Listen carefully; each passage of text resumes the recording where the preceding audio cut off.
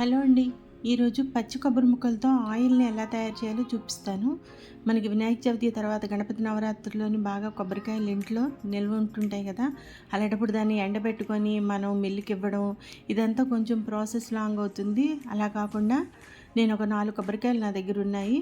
దాన్ని ఇలా చిన్న చిన్న ముక్కలుగా కట్ చేసి మిక్సీ జార్లో వేసి కొంచెం వాటర్ వేసి నేను పాలను తీసుకున్నాను అనమాట. ఇలా వడపోస్తే పాలు వస్తాయి కదా, కొంచెం థిక్గా వచ్చిన పాలని ఒక క్యాన్లో వేసుకున్నాను. వేసుకొని ఇదిగోండి ఈ విధంగా వచ్చింది. దీనిని ఫ్రిడ్జ్లో పెట్టేశాను అనమాట.